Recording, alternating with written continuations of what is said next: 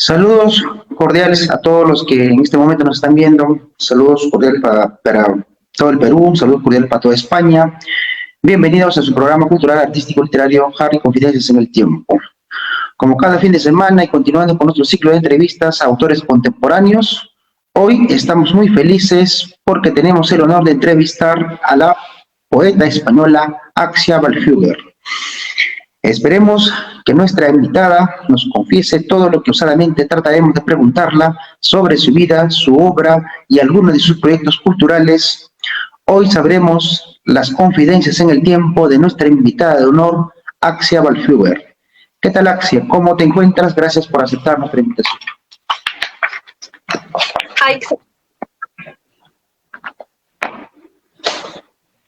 Se pronuncia Aixa.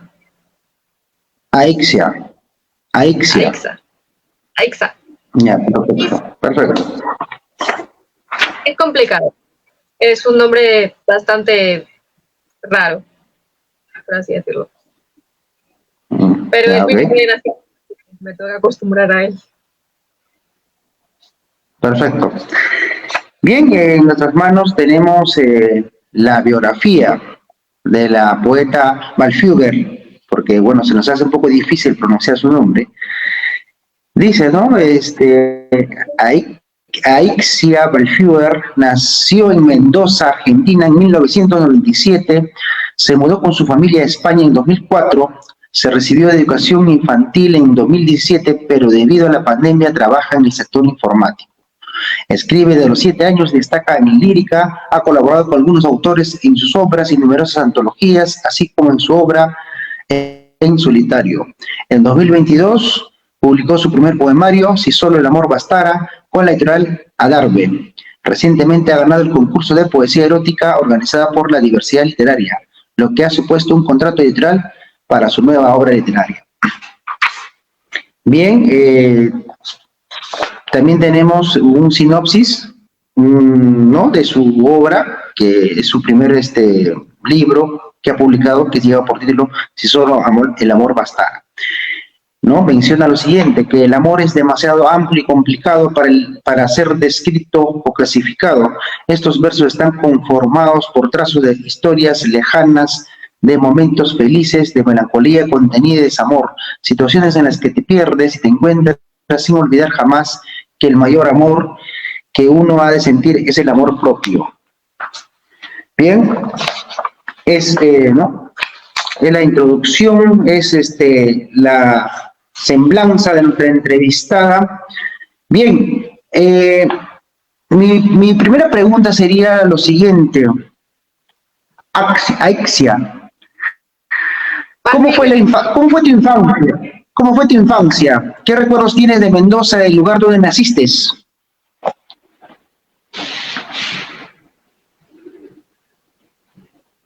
Tengo pocos recuerdos, lo admito.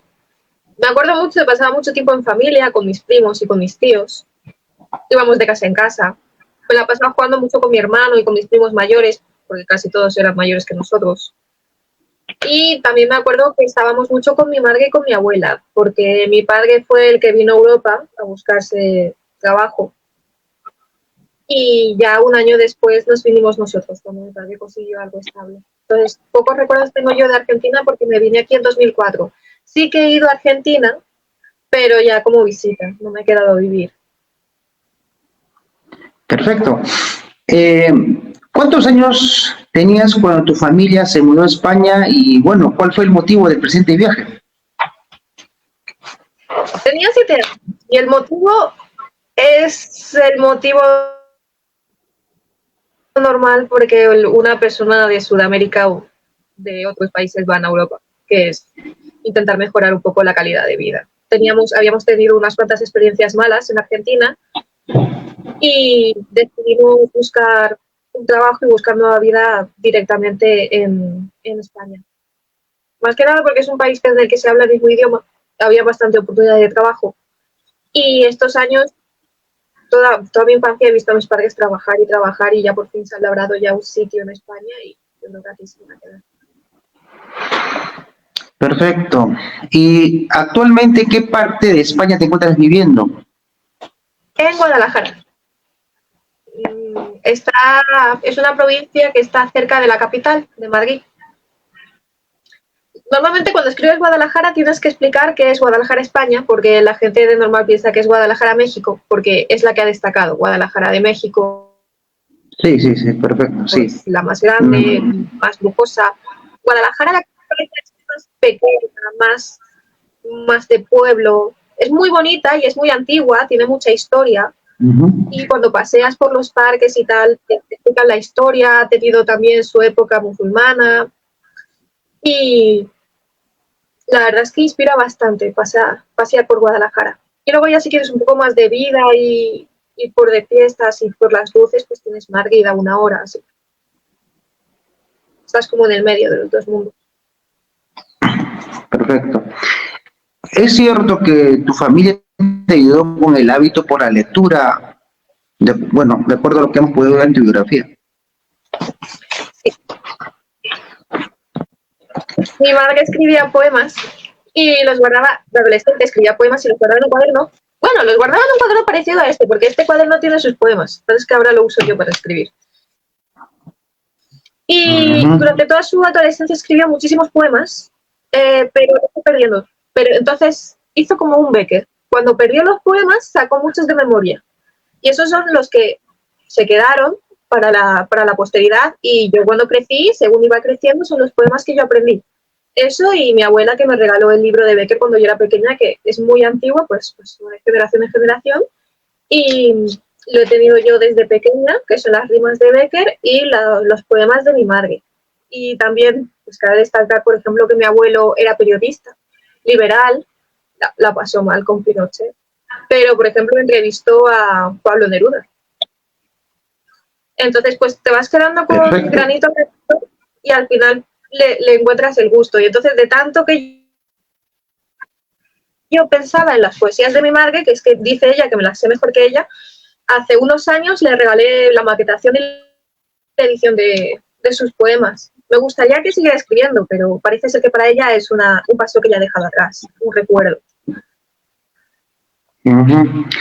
Dime, claro, y dime, ¿Aixia Valfugger es tu verdadero nombre o solo es para la firma de tus libros? Aixa es mi verdadero nombre. Y Valfugger es la fusión de mis apellidos, porque no quería dejar atrás ni el apellido de mi padre ni el apellido de mi madre. Entonces junté Valdivia y Figueroa. Y entonces, es más, en nuestra familia nos llamamos todos Valfugger, no hacemos disciplina. Entonces me llamo Aixa Valfugger para poder juntar en un solo nombre los dos apellidos de mis padres. Así que yo diría que es, en realidad, simplemente corté un poco el nombre. Perfecto. Y bueno, me gustaría que me dieras un concepto tuyo respecto al siguiente enunciado. Bueno, he podido hacer algunas averiguaciones en tu biografía y bueno, me gustaría que nos dijeras, ¿no? ¿Qué es el Carpe Diem para Aixia Valfugger? No creo tanto en el Carpe Diem como en una frase que es la que tengo en el perfil de Instagram que viene a decir todo pasa, nada dura. Llega a la misma conclusión, pero el proceso es distinto. El Carpe Diem es te vas a morir mañana, aprovecha el momento, aprovecha el día, tal cual dice en latín. El todo pasa, nada dura es da igual lo que pase, lo vas a poder superar. Si es malo, van a venir las cosas buenas. Y si es bueno, es ser prudente porque va a venir algo malo. Entonces, consta mucho de vive la vida, no te responsabilízate de tus actos, pero no te quedes atrás, porque solo tienes una. Entonces, aprovecha lo bueno y recuerda que en lo malo va a venir mejores momentos. Entonces, aprovechalo. Bien, perfecto, perfecto.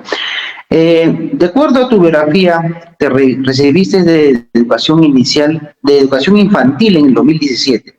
¿Lo estudiaste en España? ¿Lo estás ejerciendo actualmente? No.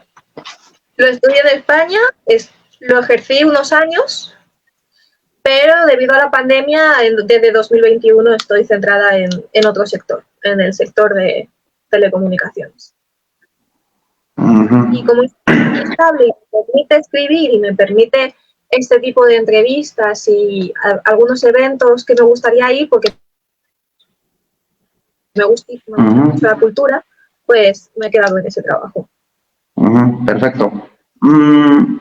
Y la pregunta quizás más importante, porque bueno, el tema de hoy es sobre tu carrera literaria, nos gustaría saber desde cuándo y cómo nace la pasión por la escritura.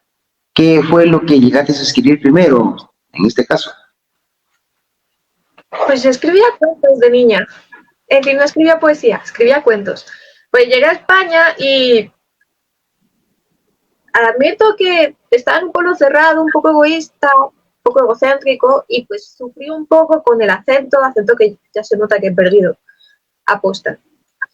Y sufrí, vamos a decir, un poco de bullying. Entonces, prefería estar un poco conmigo misma y me aliviaba mucho los cuentos. Mi madre siempre me contaba cuentos. Entonces, lo que yo hacía en mi tiempo libre era contar cuentos. Me imaginaba a los personajes y los escribía. Cuando me presentaba a concursos en el colegio, para no dejarlos atrás y llenarlos de polvo, pues al final los presentaba y usualmente ganaba. Pero porque básicamente ya desde hace bastantes décadas la cultura se ha ido dejando. O sea, si hubiera más personas que quisieran escribir y que les gustase leer y que les gustase el arte y les gustase los museos, los eventos, pues es algo que no deberíamos perder. España yo creo que es muy cultural en ese sentido, pero hay que buscarlo. Perfecto. Luego ya sí que empecé a hacer la poesía, pero ya cuando tenía unos 9 años. A partir de los 9, 10 años me interesé más, porque me gustaba mucho que las cosas rimaran. Es más, soy de esas personas que les gusta la poesía rimada. Y ya desde entonces, me acuerdo que llenaba cuadernos, un cuaderno amarillo, un cuaderno rojo, pero como me he mudado tantas veces, los he ido perdiendo. Y yo, como mi madre, yo no los recuerdo, así que vuelta a empezar una y otra vez. Bueno, en nuestras manos tan solo tenemos una imagen de cómo es la portada del libro, ¿no? Si solo el amor bastara. Y bueno, ya que ella menciona cómo se inició en el mundo de la literatura, fue a través de los poemas, hay un poema que también nos ha llegado, que lleva por título Cuando el amor no basta, ¿no? Cuando el amor no basta. Bueno, su libro dice si solo el amor, ¿no?, bastara, pero su poema dice Cuando el amor no basta. Tu apagada mirada no me gusta, tus cálidas manos no me tocan. Perdió valor el pedir disculpas, ya palabras vacías que no me evocan. No recuerdo la vida antes de ti, en aquel abismo oscuro y hondo en el que me acostumbré a vivir. Tú me salvaste de caer al fondo. Fuiste el timón de mi barca, la luz en la noche a un faro, tu sonrisa derrotó a la parca y a la mía te ha costado caro. No seré más tu pesado lastre, ni tu apretado yugo, ni tu soga, ni las cadenas que arrastres, ni la almohada que te ahoga. No debes seguir a mi lado, vete, no tengo el valor para marcharme. Necesito que tú seas quien se aleje sin último adiós que me desarme, porque tú solo serás feliz sin mí y yo solamente seré feliz contigo. Recordando cada beso de ti, te libero resignado del castigo. Bueno, es un poema muy conmovedor, muy cautivante, ¿no?, para los amantes de la poesía romántica. Bueno, a mí en lo particular me ha gustado el poema No me encuentro, que tiene un preámbulo, un inicio, no sé si puedo decir existencialista, porque es un inicio que ha hecho un buen inicio en ese poema, pero bueno, lo voy a leer después para los que están viendo el programa. Y dime,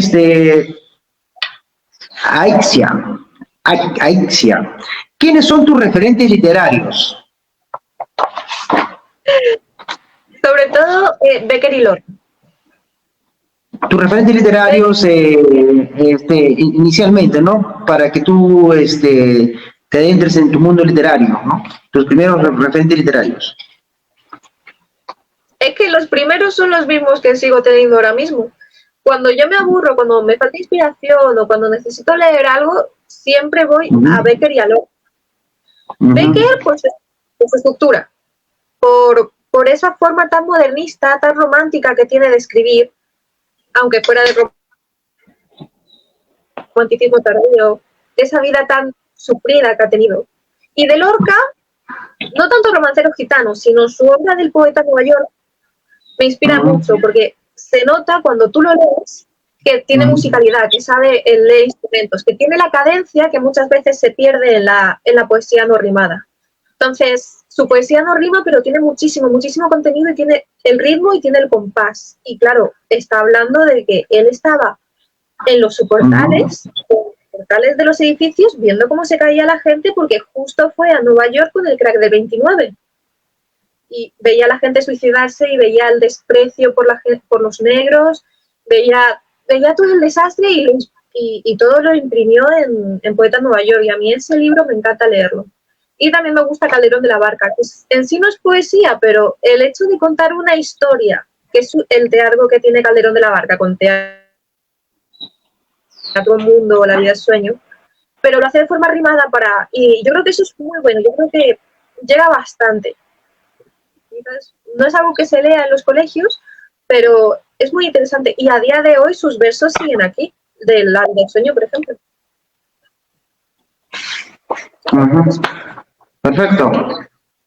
Perfecto. Y el libro que despertó tus expectativas para que empieces a escribir, por ejemplo, ¿hay un libro que tú hayas leído por primera vez?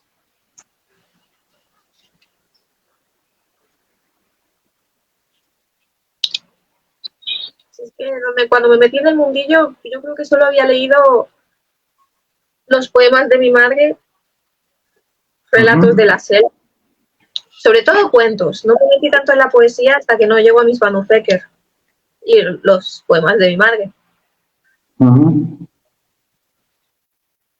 Perfecto. Ese es, se podría decir que es el libro que despertó también tus expectativas para que entres en el mundo, en tu mundo literario. Bien, hoy por hoy, con lo que vienes haciendo, ya con una poeta que tiene un buen inicio en la literatura y que está yendo con una dirección, con una buena dirección a este mundo literario, me gustaría preguntarte para ti, en concepto propio, para Axia Belfugger, ¿qué es la literatura para ti? ¿Qué es la literatura a tu concepto propio? Pues es una vía de escape, tanto para los lectores como para los escritores, diría yo, porque la literatura conlleva muchos mundos. Te puedes meter en la novela, que tiene sus propios mundos de romance, de fantasía, de misterio. Te puedes meter en la poesía, y entonces en la poesía tienes poesía romántica, poesía rimada, poesía de romance, poesía que cuenta historias, como la epopeya, elegías, poemas a la muerte, y tienes sobre todo poemas de crítica social, que son poemas que me gustan mucho a mí también, porque te hacen aprender, te hacen ver la crítica, te hacen defender algo, sin tener que atacar. Igual que el teatro, y el teatro sobre todo porque ya te lo escenifica, ya te lo muestra. Lo otro te lo tienes que imaginar, pero es un mundo. Entonces, si tú te encuentras mal, pues porque te ha ido mal en el trabajo, porque te has peleado con la pareja, te sientas, te vas a un parque, coges un libro, lees y ya está, ya te has ido a otro mundo. Necesitas parte y todo lo que te dicen, escribe, desahógate escribiéndolo. Porque si lo escribes, ese peso que tienes dentro se va al papel. Sí, así es. Entonces yo creo que lo podría interpretar como una... Perfecto. Y mi siguiente pregunta sería lo siguiente, ¿no? Y ya que tú como autora te has iniciado en el mundo de la poesía y al parecer, de acuerdo a tu biografía, nos das a entender de que te estás desarrollando más en este género literario que es la poesía. A tu concepto propio como autora, como poeta, para ti, ¿Qué es la poesía? ¿Qué es la poesía para ti?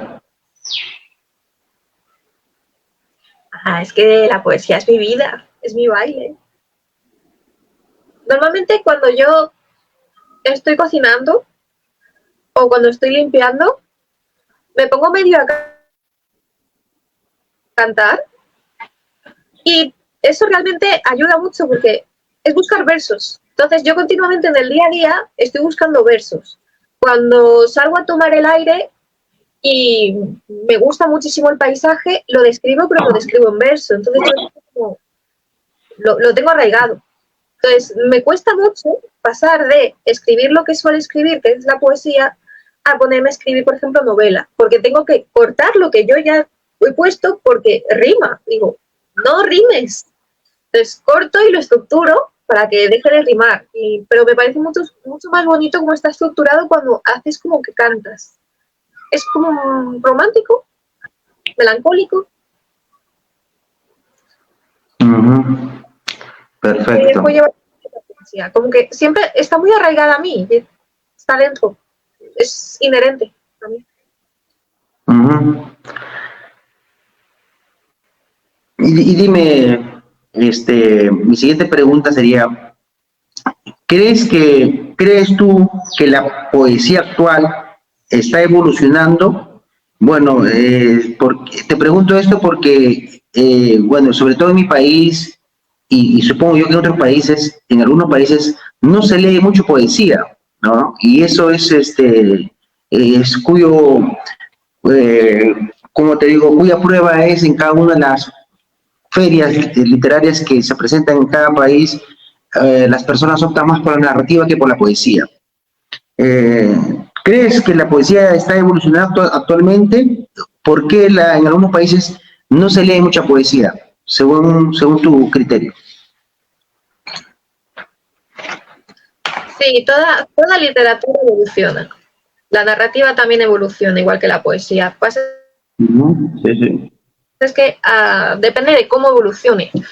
La modernidad ahora mismo, la narrativa moderna se ha dirigido a que sea fácil de entender.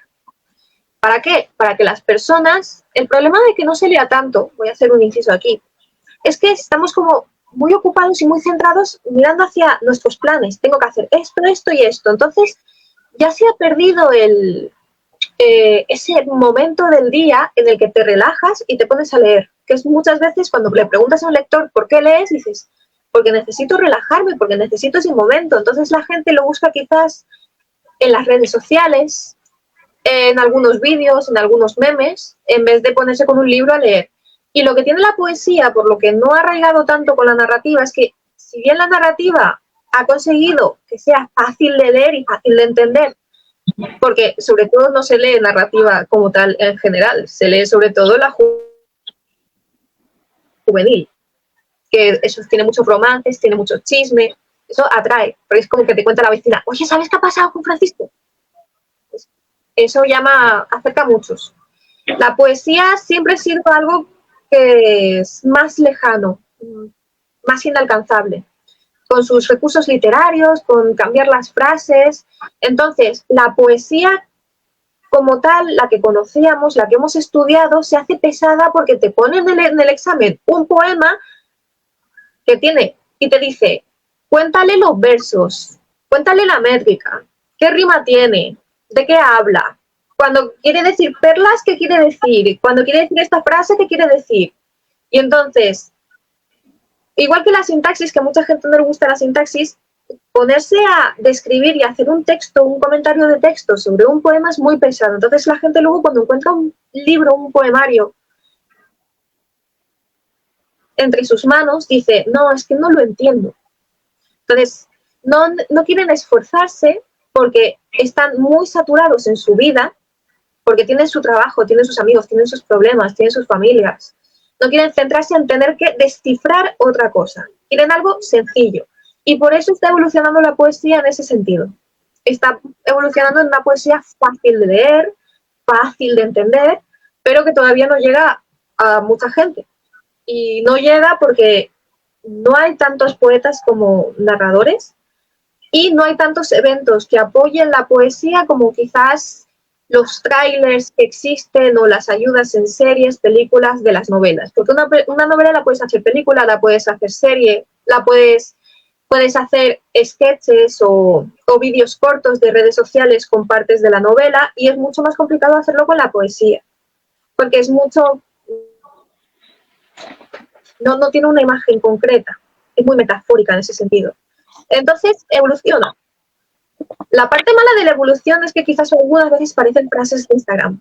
Entonces te quedas como las frases de Mr. Wonderful. Y entonces dices, no llega a ser poesía, pero no podemos quitar que no sea poesía. Entonces dices, al menos así la gente lo lee. Y luego está la poesía más clásica, que se tiene que hacer ver, se tiene que hacer escuchar. Como por ejemplo en estas entrevistas que haces tú, que ayudas a los autores a que sea vista su obra. Y solo de esas maneras, o de eventos, o de buscar vías, puedes conseguir que la poesía deje de tener ese estigma de es complicada. Porque no tiene por qué ser tan complicada, no estamos en esa época. Estamos también buscando una poesía de calidad, pero fácil de leer, para que llegue a los públicos. Porque estamos metidos entre guerra y guerra, entre crisis y crisis. Tampoco queremos escribir algo que sea difícil de leer. Queremos también explicarnos, pero queremos que la gente lo lea y lo escuche y lo entienda. Por eso yo creo que sí, en conclusión, la poesía evoluciona y sí, es más fácil leer narrativa que, por ejemplo, teatro o poesía. Es más, creo que el teatro es peor que la poesía para llegar. Perfecto. Bueno, de acuerdo a lo que nos acaba de mencionar nuestra invitada de honor, ella menciona que la poesía evoluciona y bueno, podemos avalar lo que ella me acaba de mencionar, porque en nuestras manos tenemos un poema, ¿no?, de ella que es No me encuentro, y es uno de los poemas que, bueno, lo que ella me envió, porque todavía no he tenido el honor de leer todo el libro, su libro, pero sí he podido, ¿no?, leer los poemas que ella me envió, y es uno de los poemas que más me ha llamado la atención, que es No me encuentro. Y bueno, ella acaba de mencionar que la poesía evoluciona, y este preámbulo, voy a leer tan solo el preámbulo porque si lo leo todo, bueno, tal vez los que nos están viendo no lo van a poder, no van a querer leer el libro. Y este preámbulo, este inicio de este poema, No me encuentro, es un impacto para mí. Te llama mucho la atención porque, bueno, yo como autor, por ejemplo, más me gusta el existencialismo, ¿no? Y dice, ¿no? No me encuentro. Me desperté y no me encuentro. Me he buscado y no estoy. Me rebusco con el alma en el pecho, mas no hallo un ápice de mí hoy. Admito que me perdí ese tiempo, ¿no? Ese es el inicio, el preámbulo de su poema No me encuentro. Entonces ya se imaginarán cómo va a ser el nudo y el desenlace de este poema. Y también lo han visto, ¿no?, al inicio del programa, ¿no? Entonces podemos garantizar, ¿no?, lo que dice nuestra invitada, que la poesía está evolucionando. Y ella es una poeta joven, ¿no? Y con su primer libro, ¿no?, nos da a entender que sí, la poesía está evolucionando. ¿Y qué poeta sí es tu autor favorito en este caso?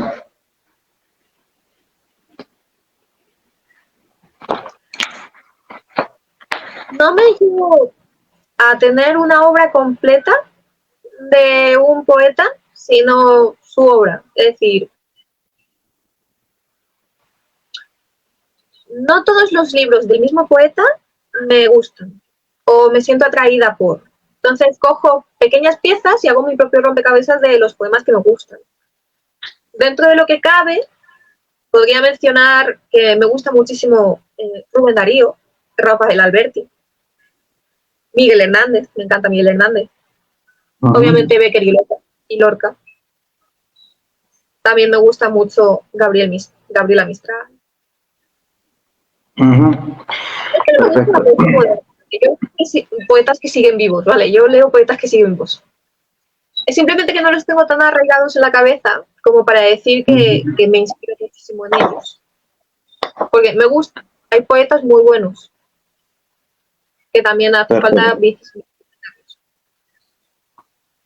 Y nos puedes mencionar cuál es la temática principal en tus poemas y sobre todo en tu primer libro, Si solo el amor bastara.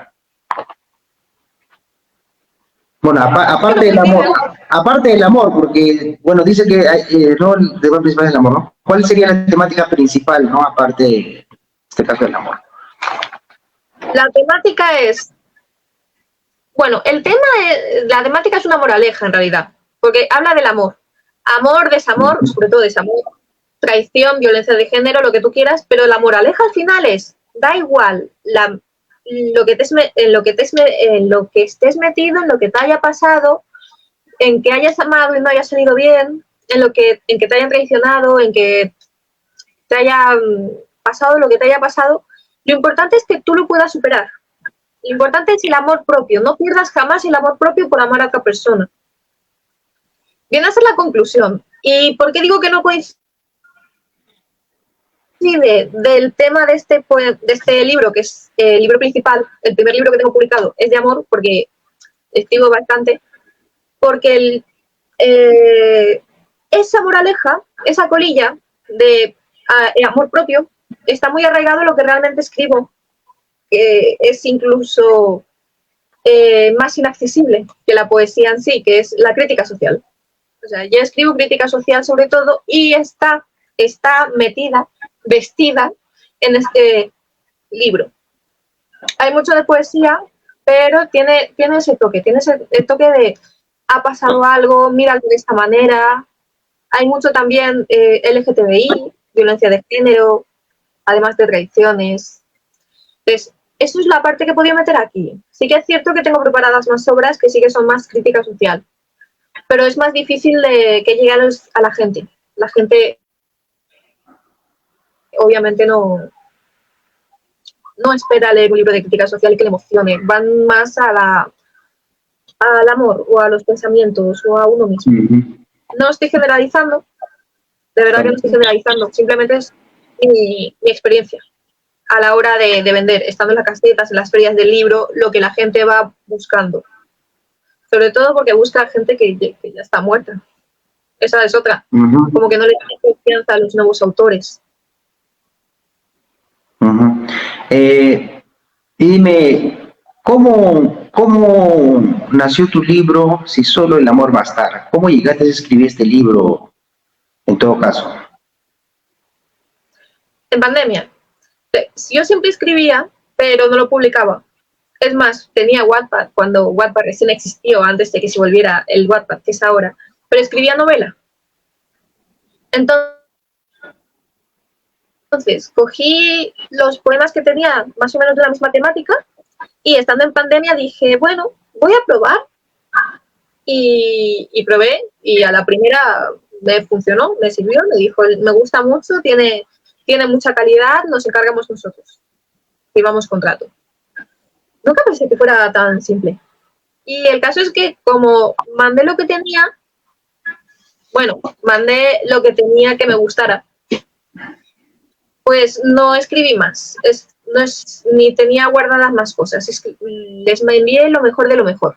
Y el resto, pues obviamente está desechado, es más para mí, el resto de poemas. Por eso no tengo publicados. Lo que tengo publicados sí que es cierto, son antologías. Tenemos, por ejemplo, con Compendio de Plumas, que es un grupo poético, tenemos publicadas 2 antologías, unas más o menos de desamor también, y otro lo publicamos justamente cuando empezó la guerra de Rusia y Ucrania, que estábamos en Europa. Y esa es de crítica social, ese es más mi puro estilo. Y ahora, pues, obviamente, Claro. ¿Y a qué se debe el título de tu poemario? Hombre, hazte la pregunta, ¿no? Si estás en una relación y no funciona, dices, ¿de quién es la culpa? Siempre la gente se culpa a sí misma o culpa al otro. Y muchas veces dicen, no, es que simplemente se acabó el amor ya cuando han superado los traumas. Y dices, ¿cuántas de estas relaciones funcionarían si realmente lo único que funcionara, lo único que bastara, fuera el amor? El amor. O todas las demás complicaciones o derechos o necesidades que tiene una pareja, simplemente con el amor. ¿Hasta dónde llegarías? ¿Hasta dónde funcionaría la relación?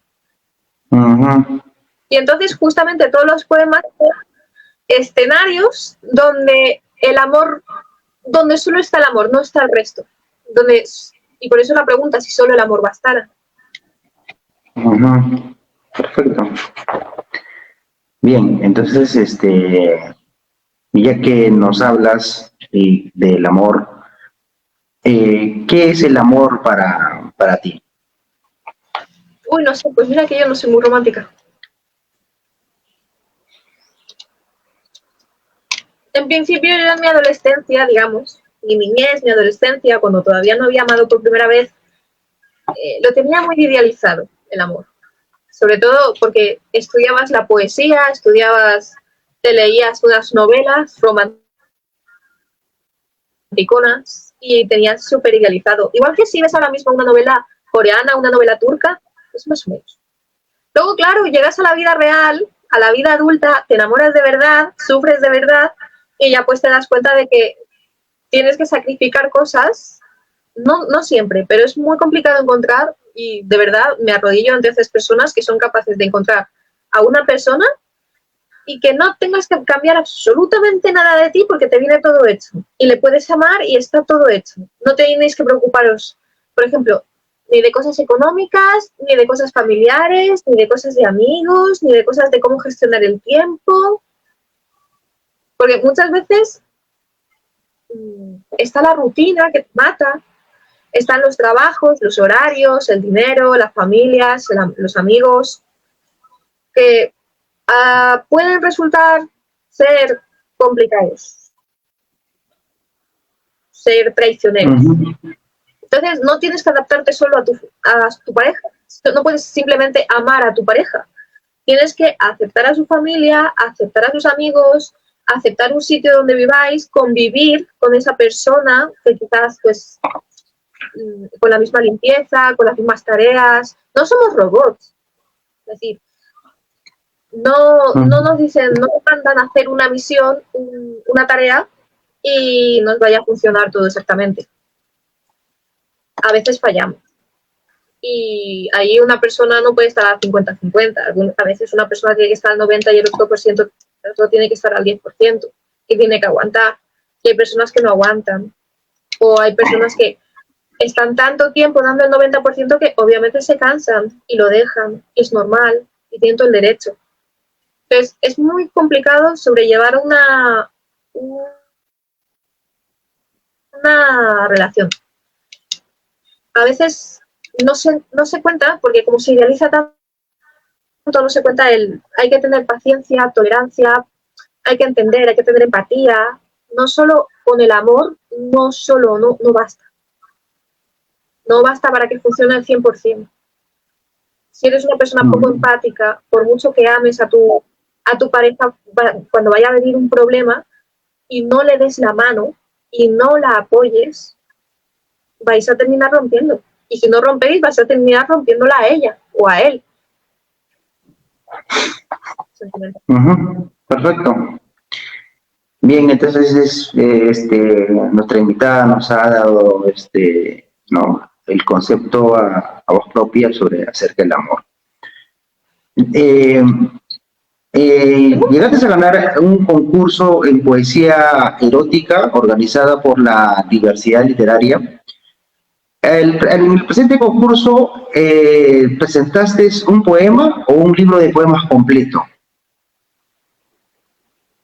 Un poema cortito. Resulta que la historia fue que estaba aburrida en la feria del libro porque era un lunes por la mañana en Alcalá de Henares y no había gente. Era uno de esos lunes en los que era totalmente laboral, no había gente y además ni siquiera hacía buen tiempo.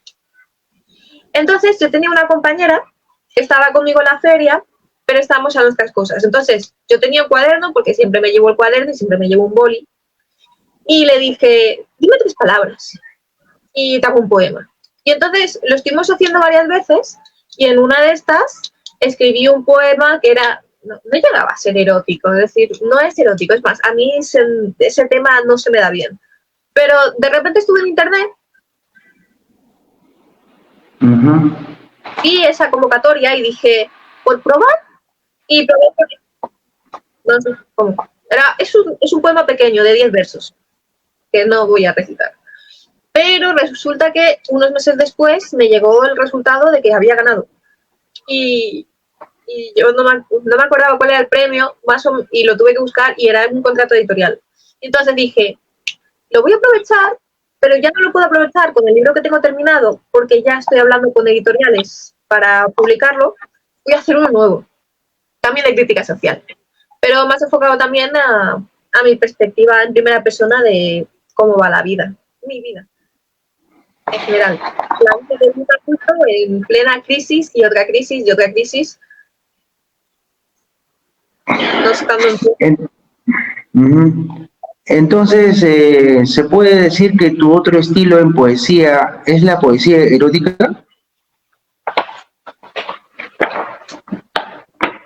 No. No, definitivamente no. Creo que mis dos estilos, el desamor traicionero, malo, y el de crítica social. Crítica son los dos estilos. O en todo caso, ya que tú mismo te has descubierto que también puedes desarrollar o escribir poesía erótica, me animaría a preguntarte en todo caso, ¿qué es la poesía erótica para ti, por ejemplo? ¿Qué es la poesía erótica? ¿Cómo tú ves, cómo tú lo sientes esa poesía erótica? ¿Cómo sientes tú la poesía erótica? Pues hasta ahora no lo sabía muy bien porque yo todo lo que se centra en erotismo o en cosas eróticas, románticas, de más 18 que hay en los libros, yo lo esquivaba. Es algo que no me gusta leer porque no me gusta imaginármelo. O sea, me encanta porque a la gente le encanta leer estas cosas. No sé, me siento un poco monja en ese sentido. Entonces, me hizo mucha gracia lo que es, no sé cómo decir, me falla la lógica al decir que lo gané. Porque hice un poema romántico, cambié una palabra y en vez de... No, cambié una palabra. Yo creo que en vez de poner alma, puse cama. Y ya poniendo cama, gané. Porque, claro, tenía que ser en segundo plano. Tenía que saberse que era erótico, pero sin saberse que era erótico, pues porque tenía que ser publicado. Entonces yo puse cama. Y solo por cambiar una palabra, lo gané. Entonces no llevo a entender todavía, porque me hago una idea de lo que puede ser el hablar entre medias, decir el significado pero sin decirlo, pero es muy complicado. Pero es complicado de escribir. Le tengo respeto a las personas que lo escriben, pero tengo mucha curiosidad cuando me llegue el libro, porque obviamente me va a llegar el libro y quiero ver qué han escrito mis compañeros, porque es una antología, para saber más sobre qué es la poesía erótica. Perfecto. Bueno, para los entendidos, para los conocedores, el cuerpo del hombre también es arte, ¿no? Y todo lo que hace el hombre y cómo se desarrolla también eróticamente también es arte, ¿no? Salvo otra interpretación de la mente que tal vez sea pues, algo fútil o trivial, ¿no? Pero en este caso, todo es arte. Y el arte, de un punto de vista ya poético o artístico, es bien, ¿no? Tiene una buena interpretación, ¿no? De ese lado. ¿Y cómo escribes? ¿Eres una escritora disciplinada, ¿no? A tiempo completo, o escribes en cualquier momento cuando se te presenta la inspiración? Sí, la segunda. Es que nunca he sido disciplinada en ese sentido. Lo intenté cuando tenía Wattpad con la novela, porque tenía que presentarlo para que la gente lo leyera, pero ya como los poemas son míos y la escritura es para mí, escribo cuando me inspiro. Por ejemplo, cuando salgo al jardín, cuando voy de paseo, cuando estoy en un parque, cuando estoy esperando el autobús para volver a casa también. Cuando encuentro una frase, simplemente una frase que me gusta, ya con eso hago. Que eso es lo que estaba haciendo mientras esperaba que funcionara la cámara antes. Entonces, cuando me viene la inspiración, a veces la fuerzo. Es decir, la fuerzo justamente cogiendo un diccionario y cogiendo 3 palabras. Siempre son 3 palabras. Y me digo, haz un poema con estas 3 palabras y te consigo. O estoy con un amigo y le digo, venga, 3 palabras. Quizás, o 5, 3 o 5. Eso me parece muy divertido y la verdad es que ayuda mucho a no olvidarse del léxico y aprender. Y porque, sí, bueno, aprender nuevas palabras, no olvidar las que sabes, practicar, por si llevas tiempo sin escribir. Yo normalmente, como tengo mi vida de adulta, pues al final se ha quedado un poco en segundo plano lo de escribir para ser escritora. Lo considero más bien un pasatiempo, es algo que me salva el día. Es decir, si el día es horrible, escribir me salva, leer me salva. Pero no es algo que pueda decir que, como Sanderson, que dice, no, escribo 8 horas, 4 horas por la mañana, 4 horas por la tarde y saco libros y libros. En mi sentido, yo puedo decir, antes de irme a acostar leo y cuando puedo escribo. Es lo que puedo decir. Bien, entonces podemos concluir lo que nos dice nuestra invitada, es que la literatura, la escritura, es como una especie de salvación en su vida, ¿no? Cuando su vida se convierte en calamidad, ella ¿no? Va al paso de la escritura, de la lectura, y bueno, es una especie de salvación en su vida. Y dime, ¿cómo te fue en la venta de tus libros? ¿Crees que un escritor pueda vivir de la literatura en su país?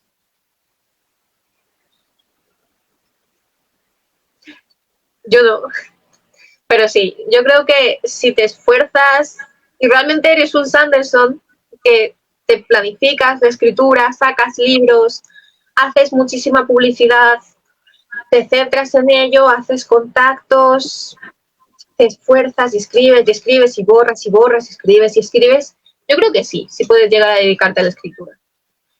Yo soy una persona que no creo que me vaya a dedicar a la escritura al 100%. Siempre voy a tener mi trabajo que me dé para comer y la escritura y los libros, que es lo que me da la vida. Lo tengo por separado, pero no me molesta. Soy una persona que escribo cuando puedo, leo siempre que puedo. No me gusta lo social, soy bastante asocial. No voy a decir antisocial, simplemente voy a decir asocial. No soy de redes sociales, no soy de ir a eventos. Soy más de cuando voy a un evento, no de recitar ni a darme a conocer, sino de escuchar y estar bajo el telón. Entonces yo creo que solo por mi forma de ser y porque soy tranquila siendo así, me quedo la escritura como un pasatiempo, como una forma de verlo. Todo lo que escriba va a quedar para la posteridad, cuando me muera va a seguir ahí, entonces quiero lo mejor de lo mejor, y si le tengo que dedicar 2 años a un libro, le voy a dedicar 2 años. Si alguien puede dedicarle simplemente 3 meses, publicarlo y hacer todo el marketing, la publicidad, eventos, pues muy bien por él o por ella, porque de verdad es muy complicado. Yo no podría hacerlo, y más o menos en ese sentido estoy un poco, me he rendido. Sí voy a eventos, sí hago cosas sociales, pero muy paulatinamente, cuando puedo, cuando tengo las ganas. Suena tosco, pero en realidad es así. ¿Recuerdas alguna cita de un autor en la cual te hayas sentido cautivado mucho? ¿Nos puedes mencionar alguna cita de ese autor? En realidad hay un poema, que es mi poema favorito, que se lo relacionaban a Becker, pero no es de Becker, Y aunque haya leído el nombre 500 veces, no llego a recordar quién era el autor real, pero cada vez que yo estoy estresada o si me siento perdida o tengo miedo, siempre recito ese poema. Es un pequeño soneto que no me acuerdo cómo se llama, siquiera, no me acuerdo del poema, que es: son los muertos los que en dulce calma la paz disfrutan en su tumba fría. Muertos son los que tienen muerta el alma y viven todavía. No son los muertos, no, los que reciben rayos de luz en sus despojos yertos. Los muertos con honra son los vivos sin honra son los muertos. La vida no es la vida que vivimos, la vida en el honor, es el recuerdo. Por eso hay hombres que en el mundo viven y hombres que viven en el mundo muertos. Bueno, ese es el poema y la verdad es que a mí me inspira muchísimo. Es decir, da igual cómo hayas vivido, no puedes ser una marioneta en este mundo.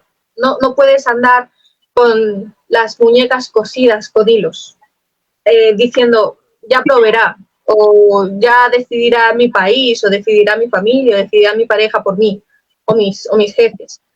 Tienes que ser tú quien actúe por tu propio bien, tomar tus propias decisiones, las consecuencias de tus propias decisiones y siempre más allá. Porque llegará un momento en el que tú te vayas a morir y solo queden los recuerdos, solo quede lo que has hecho y solo quede tu sensación de cómo has vivido tu vida. Entonces, en ese sentido, es mejor ser un muerto que haya vivido que ser un muerto en vida. Eso lo recito. Sí. Buenos versos lo que has mencionado y bueno, lo que acabas también de mencionarlo, ¿no? Mi siguiente pregunta sería, ¿hay algún libro en que te encuentres trabajando en la actualidad? ¿Es de género poético u otro género literario? Estoy trabajando en 3 obras. Una está terminada, pero la leo de vez en cuando, porque soy de esas personas tiquismiquis que después de 3 meses o 6 meses cambia una palabra porque dice, no, así no. Pero esa está terminada, es con la que estoy hablando con las editoriales. Luego hay otro, que es la novela, que realmente estoy escribiendo una novela, es una juvenil de misterio, sobre todo de misterio, en el que cuenta una desaparición y hay como 2 grupos. Gente mayor, que sabe lo que ha pasado o no sabe lo que ha pasado y quiere saberlo, y gente joven que no sabe lo que ha pasado y son los que más rebuscan para saber. Tengo la tengo planificada. Simplemente tengo que ponerme a escribir y lo peor de escribir cuando escribes poesía es que tienes que dejar de escribir como si estuvieras escribiendo poesía. Entonces, en ese sentido me tengo que centrar mucho en la novela por la estructura, para escribir como una estructura de novela. Y luego, en lo que me estoy sacando ahora, que es lo que quiero presentar debido al concurso, es un poemario que se llama Olinsomnia. Y me gusta mucho porque es un juego de palabras. Olim significa en latín, eras una vez, somnia significa sueños, entonces sería, eras una vez unos sueños.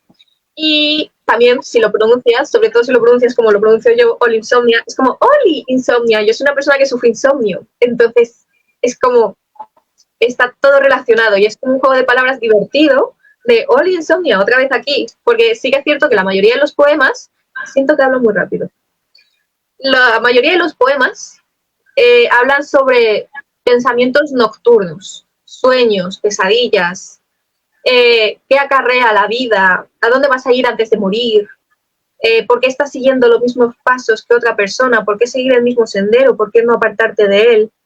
Entonces está muy relacionado con el título. Tanto el título en latín como el título chiste. Y la verdad es que llevo ya más de la mitad del poemario y estoy trabajando en él. Me gustaría ver si de aquí a un mes lo tengo terminado.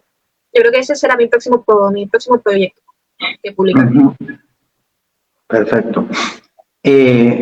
¿Y cuál es tu opinión sobre el mundo actual? ¿Qué concepto tuyo merece el mundo presente? ¿Que es un desastre? Yeah.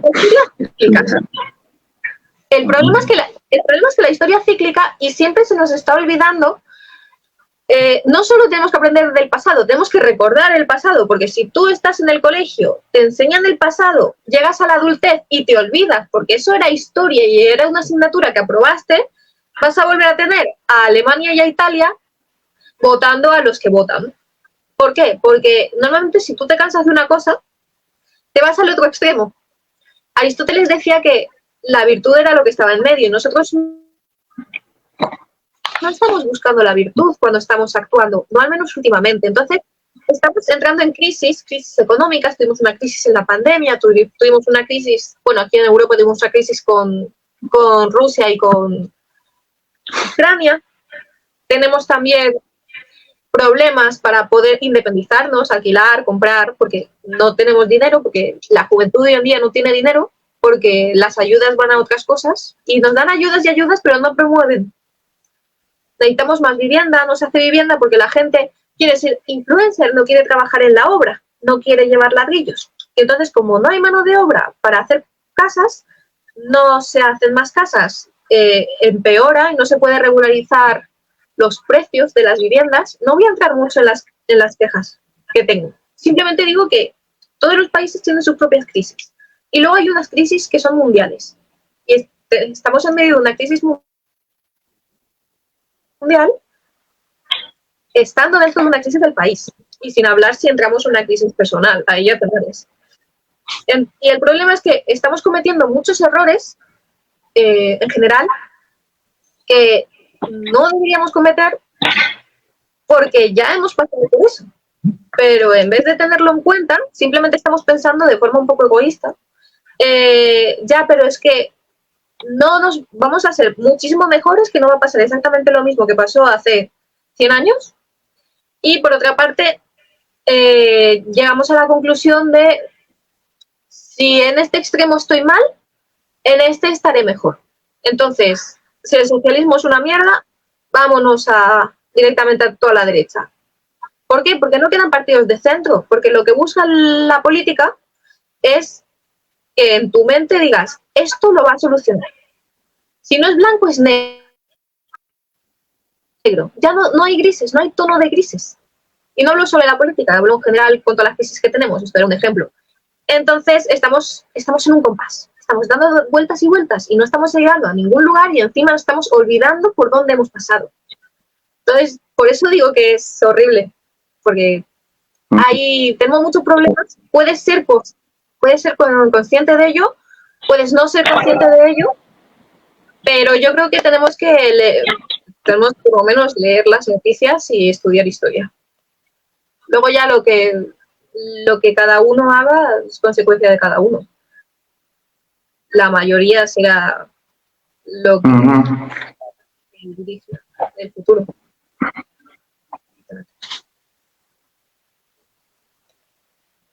Perfecto. Mi siguiente pregunta sería lo siguiente, ¿no? Eso con el fin de conocer, ¿no? Más tu persona, ¿no? Como autora, porque todos tus lectores obviamente quieren saber qué es lo que piensa y qué es lo que, ¿no? Se dice de ti como autora, ¿no? ¿Cómo te consideras tú? ¿Eres creyente, agnóstico o ateo? Agnóstica. Soy agnóstica. Me he hecho demasiadas preguntas sobre si existe un Dios o no existe un Dios, porque la mitad de mi familia dice, no, tienes que creer en Dios, Dios es la respuesta a todo. Luego la otra mitad es, bueno, de familia, amigos, es, no, la ciencia explica todo lo demás, Dios no vale nada, Dios y la religión en general, todas las religiones se crearon para explicar, para dar respuesta a lo inexplicable, que ya poco a poco vamos a saber qué significa, y lo que todavía no sabemos qué significa es porque todavía no hemos avanzado suficientemente en la ciencia. Y yo simplemente mi pensamiento es muy sencillo, la verdad. Si no tengo pruebas fehacientes de que existe, ni pruebas fehacientes de que no existe, porque por muchas pruebas que tú me des, no he conseguido yo creer ni en Dios ni en dejar de creer en Dios. pero no creo que la ciencia sea la respuesta absoluta a todo. Todavía nos faltan muchísimos años para saber realmente qué es la fe, ¿no? La fe ya viene de uno mismo, o sea, la fe en la ciencia, la fe en un Dios, la fe en cualquier religión. Entonces el agnosticismo es más en un no tengo pruebas y seguiré buscando pruebas, pero mientras no tenga pruebas, no me voy a ninguno de los dos bandos. Pero escucho los dos bandos. No por no creer en ninguno de los dos voy a dejar de escucharles. Bien, bueno, lo cierto es que nuestra presente invitada es considerada agnóstica. ¿Y cómo te consideras en el ámbito político? ¿Eres de la derecha, izquierda o del centro? No me voy a meter en eso. ¿No vas a responder la pregunta? No voy a responder cuál es mi lado político. Normalmente cuando escucho a una persona evito dos temas.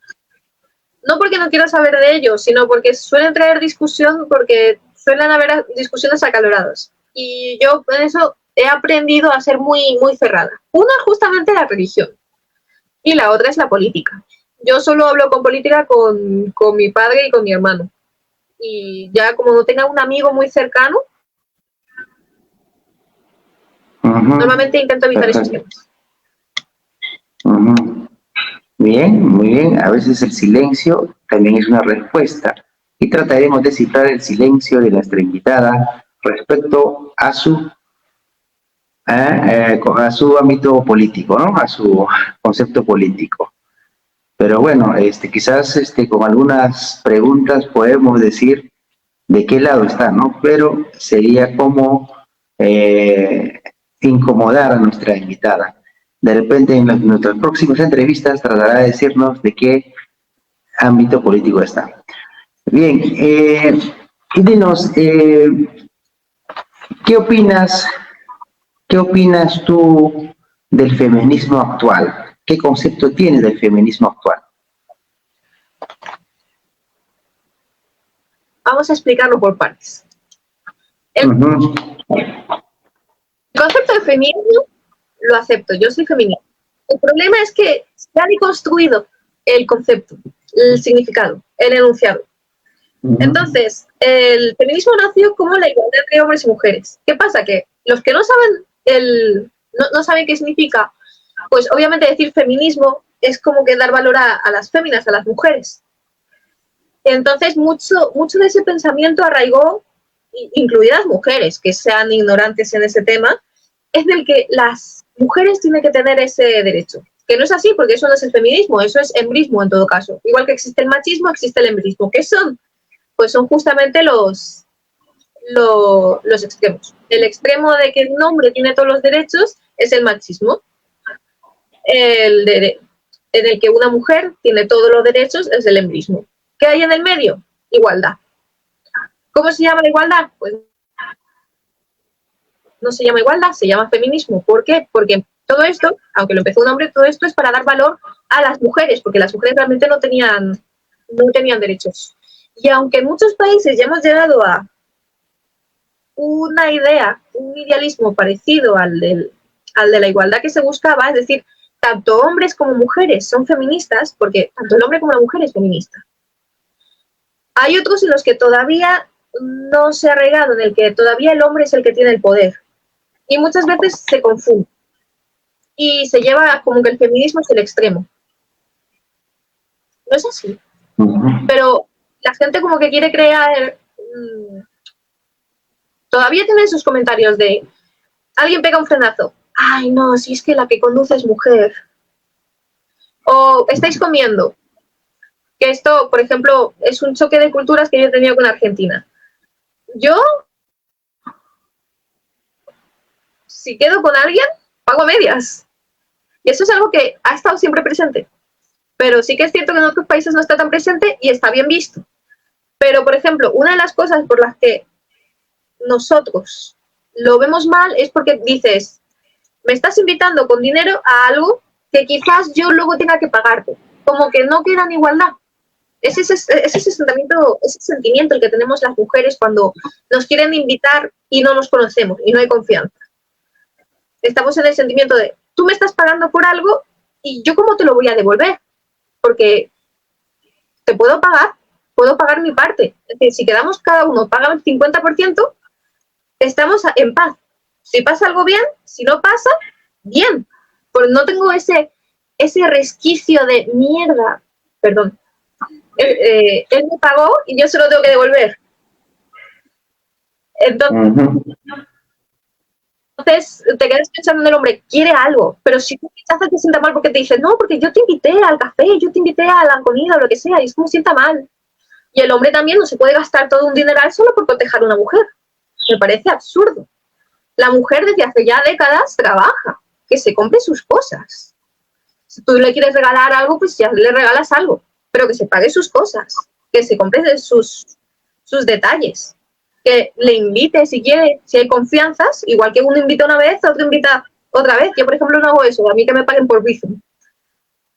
Pero es esa ideología. Quizás está bien el hombre caballeroso, pero ya no el... Por ejemplo, está muy bonito, ¿no?, que una persona pues te abra la puerta. Y eso no pasa nada, en el sentido de, tú no le estás debiendo luego que abras la puerta. O, por ejemplo, que una persona pase primero. Es decir, yo puedo dejar pasar primero al hombre, a mí me da igual. Yo no por ser mujer tengo que pasar primero. Esto en el sentido de la caballerosidad. No por ser mujer, igualmente, tengo que quedarme en casa haciendo las tareas del hogar. Es decir, si yo soy capaz de trabajar y tú eres capaz de trabajar, yo soy capaz de barrer y tú eres capaz de pegar. Eso es otra cosa que todavía no está, y también en el primer, segundo, tercer mundo, en cualquier mundo. Hay gente, hay personas, no generalizo porque son personas puntuales que existen y te encuentras en la vida, que dices, sí, vale, trabajamos los dos, pero tú eres mujer, tú haces las tareas del hogar, nosotros tenemos hijos, tú te encargas de los niños, pues porque yo tengo que trabajar y luego tengo tiempo libre porque es mi vida.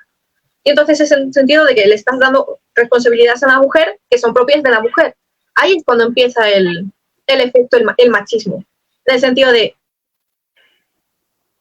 si los dos podemos trabajar, aunque tú cobres más, imagínate que tú cobras más, tú cobras 2.000, yo cobro 1.000. Y también una cosa es, damos los dos su 50%. No, porque entonces yo estaría dando 500 y tú estarías dando 1.000. Y entonces hay una gran diferencia. Perdón, eso es equitativo. Entonces hay que ser equitativos. No puedes, por ejemplo, dar todo tu sueldo y todo su sueldo. No puedes, por ejemplo, dar todo tu sueldo a cosas de la casa mientras él puede guardar una parte de la suya. Con respecto a los niños, tú también eres capaz, con tu horario, de poder cuidar a tus propios hijos. No necesitas que te digan, no, tienes que cuidar a tus hijos porque este fin de semana tengo yo que hacer cosas. Es decir, que salga de ti cuidar a tus hijos. O que salga de ti mantener la casa limpia. No tiene por qué hacerlo una mujer, podéis hacerlo entre los dos. Es más, si los dos limpiáis todos los días, va a estar limpia. No tiene por qué cocinar la mujer, podéis cocinar los dos. Y si no sabéis a ninguno cocinar, os vais a un restaurante o pedís un Just Eat. Es decir, es esa ideología de la mujer, aunque trabaje, puede trabajar. ¿Quiere trabajar? Que trabaje. Le hemos dado el derecho a trabajar. Pero que siga cuidando la casa. No tiene por qué seguir cuidando la casa. Puedes cuidar la casa entre los dos. Ya, otra cosa es, si tú no tienes... Si ya luego tu pensamiento, porque hay mujeres que piensan así, si su pensamiento es, el hombre es el que se dedica al trabajo y yo hago mi parte limpiando la casa, pues eso ya es como se organiza la pareja. Es decir, uno hace una cosa y otro hace otro. También te puedes organizar así. Yo, por ejemplo, si no estoy trabajando porque entro en el paro y mi pareja sí está trabajando, pues obviamente me ocuparé yo de la casa porque tengo más tiempo libre. Si, por ejemplo, yo estoy trabajando y mi pareja no está trabajando, pues que mi pareja se encargue de cuidar la casa hasta que encuentre un trabajo. Si con un solo sueldo nos vale, que normalmente no vale, pero si con un solo sueldo vale, pues que uno trabaje, que el otro cuide la casa y ya cuando quieran pues se van de vacaciones. Es una manera de pensar de, no somos hombre y mujer, somos compañeros, somos lo mismo. Sí, puedes cierto es que las cosas biológicas son las cosas biológicas. Un hombre va a tener más fuerza. Una mujer, pues obviamente piensan más cosas a la vez, porque normalmente su mente trabaja a muchas cosas a la vez, por eso necesitan más horas de sueño. Pero ya el hecho de, ya cotizan menos, esto se arregló en España, pero no sé en otros países, se cotiza menos porque necesita trabajar a media jornada para cuidar a los niños, y el hombre trabaja jornada completa. Entonces eso se arregló en España haciendo que la media jornada dure un día entero, como si hubiera trabajado a jornada completa. Eso viene bien, porque luego uno de los problemas que tenemos de las pensiones, estoy metiendo en política. Bueno, pero una de las pensiones es que antiguamente la mujer solo se quedaba en casa. Resulta que luego cuando es mayor no ha cotizado, no ha trabajado y entonces necesita un dinero para subsistir. Y esa es la pensión que se le daba. Ahora ha cambiado la mentalidad, las mujeres podemos trabajar, los hombres podemos trabajar, cotizamos a la seguridad social, al país, y eso es lo que nos devuelven cuando seamos mayores, en teoría, porque no sé cómo va a funcionar con las crisis económicas que tenemos. Pero en general mi sensación de feminismo es ese, somos compañeros. Y eso es el feminismo. No es machismo, no es hembrismo, no es la mujer tiene todos los derechos, el hombre tiene todos los derechos, somos compañeros, a veces siempre que podamos al 50% y si no, pues lo hablamos a cómo lo queremos. Porque hay personas que no quieren que su mujer trabaje, quieren que se quede en casa, y hay mujeres que quieren quedarse en casa y no quieren trabajar. Eso creo que se tiene que encontrar. Pero una persona, por ejemplo, que quiere trabajar y su marido no la deja trabajar, entonces ahí no es. Esa no es tu pareja. Perfecto. Bueno, lo que nos dice nuestra invitada sobre el feminismo es que tiene que haber una repartición de roles, una equidad, una igualdad entre el hombre y la mujer. Perfecto, es un concepto aceptable, ¿no? Y creo yo que esto debe de manejarse así, ¿no? Todos por igual. Dime, ¿has oído hablar del lenguaje inclusivo? Y si lo has oído, ¿qué es el lenguaje inclusivo para ti?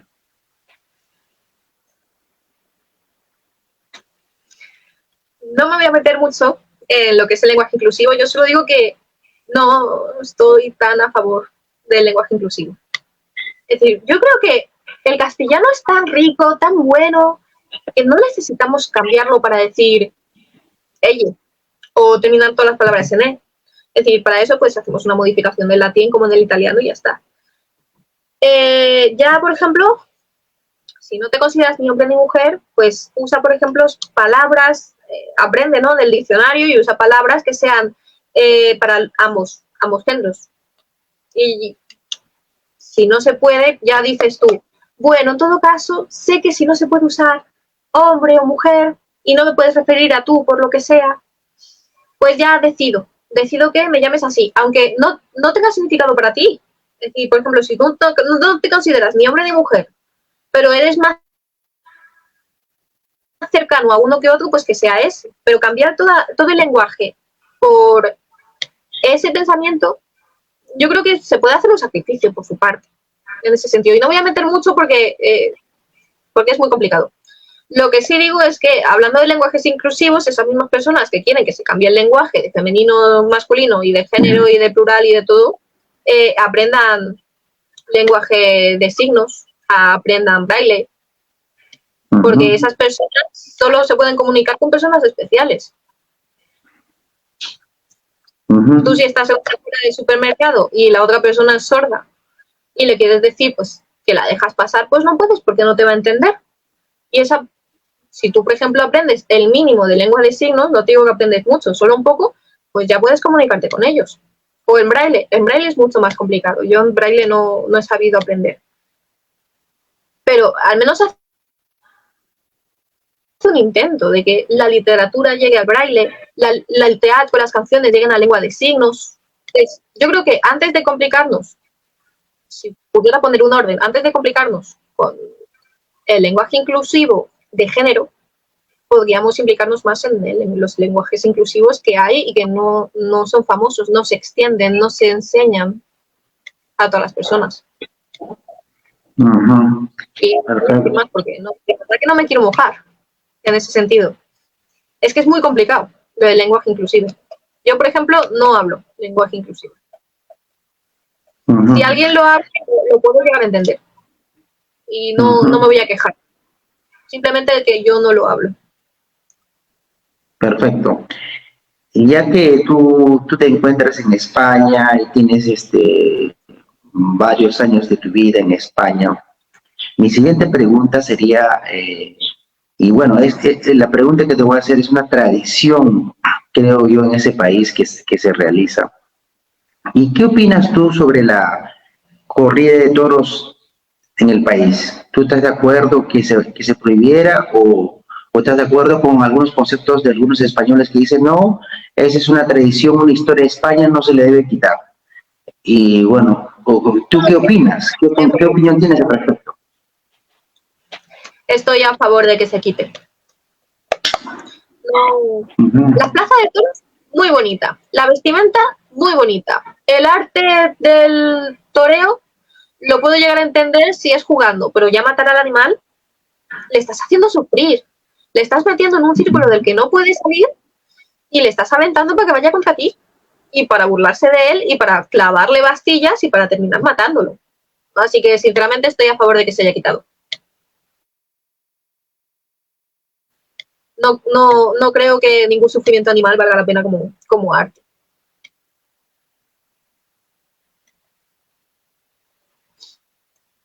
Además, no se ha quitado del todo, porque en las fiestas de los pueblos sigue habiendo carrerillas.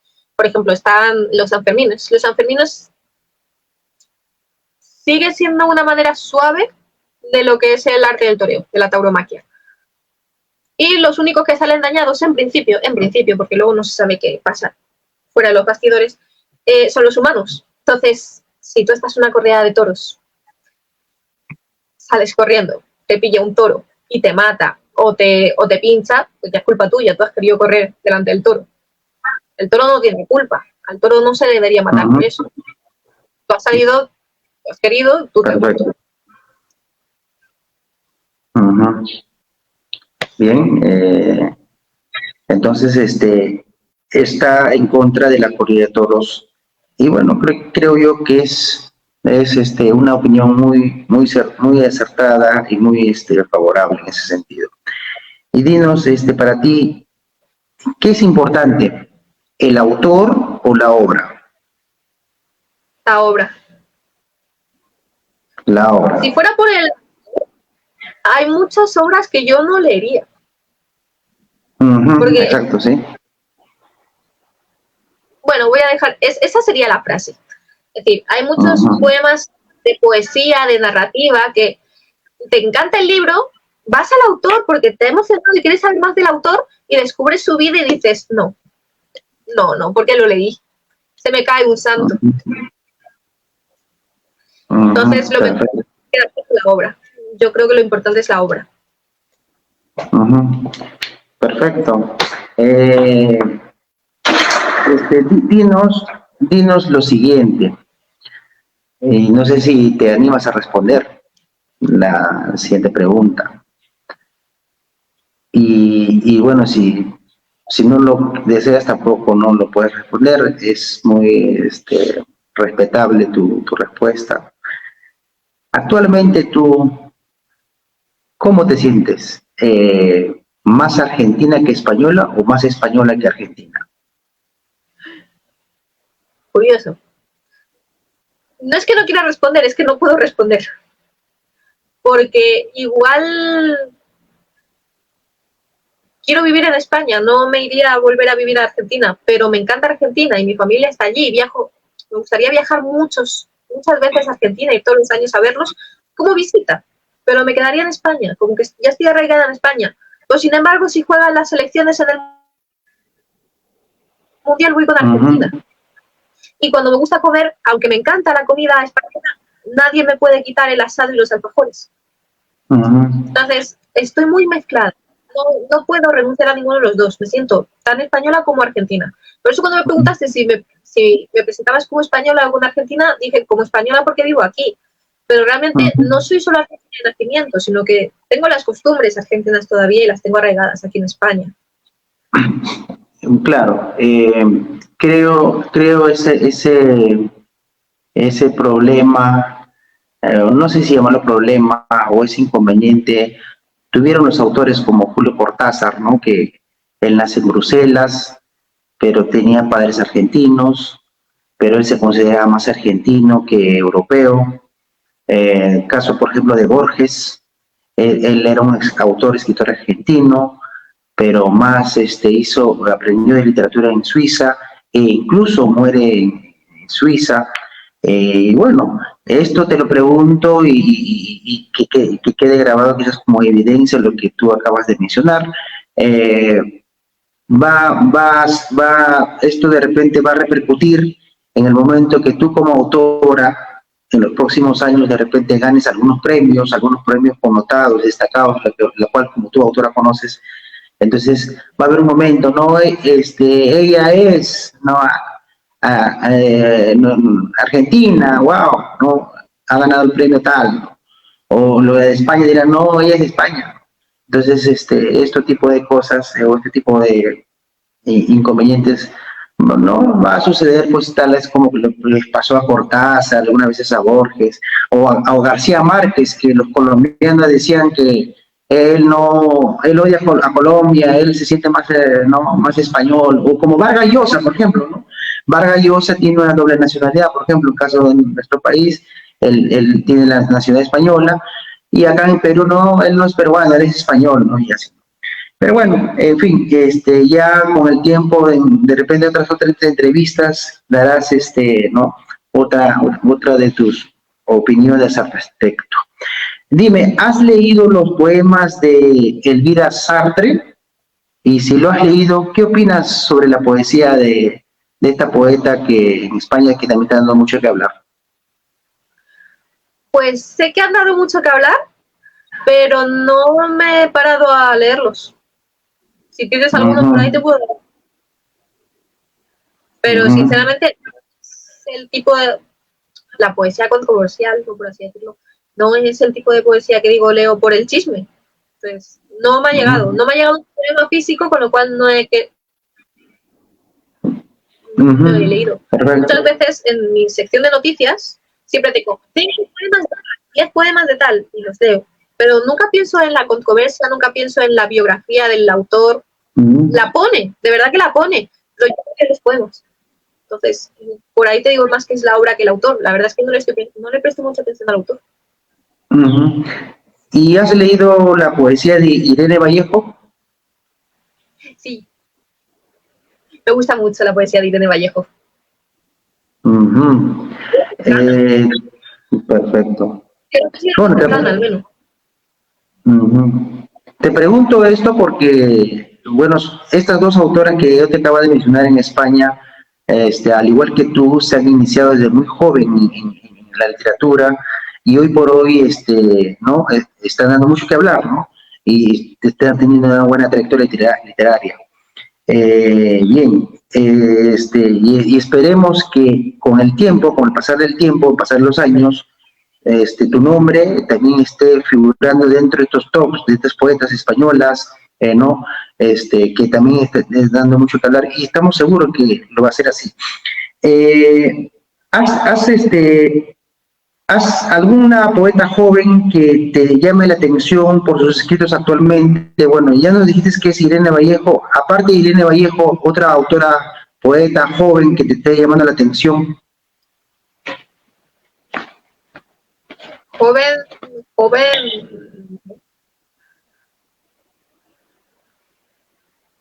Pero ya con sus años, me gusta mucho la poesía de Carmen Niño.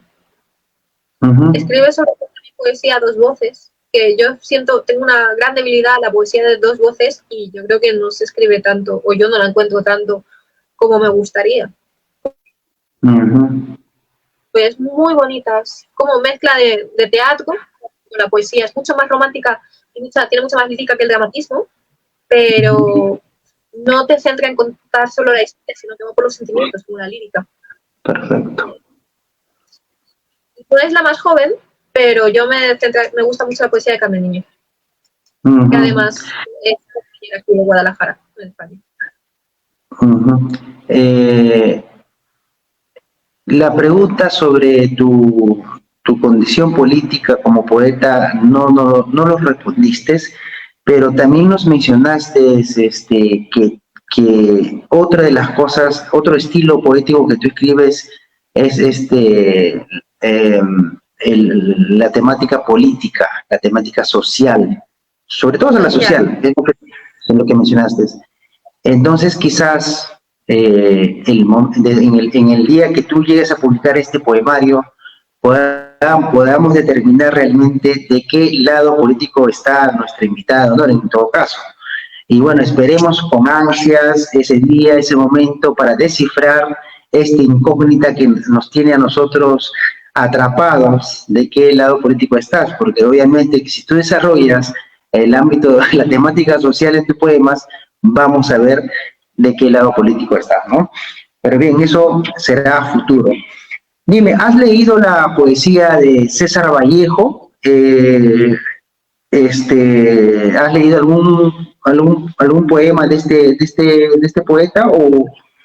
Y si has leído, ¿estás de acuerdo con que se mencione como el poeta universal? No, pero sí que es cierto que hay un poema que lo he replicado en la obra que tengo terminada, que es la de Masas, de César Vallejo. Masas, sí. ¿Ya? Me encanta, lo adoro, con toda mi alma.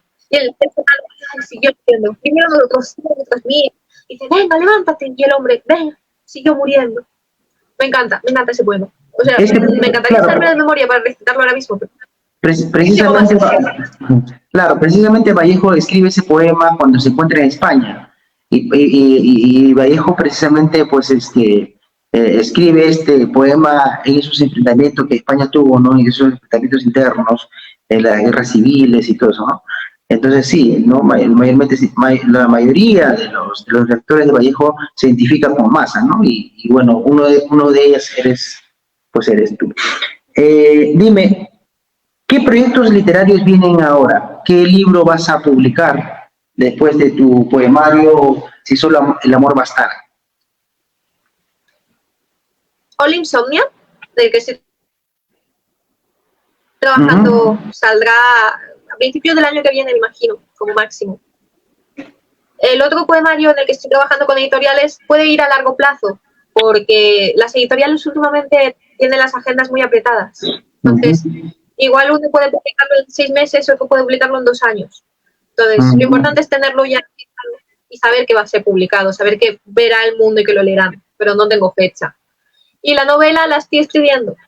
O sea, llevo el 75% de la novela, pero la tengo que terminar y tengo que dejar de ser tiquismiquis, que la leo cada mes o cada 2 meses y le cambio cosas para poder tenerla terminada. Perfecto. Entonces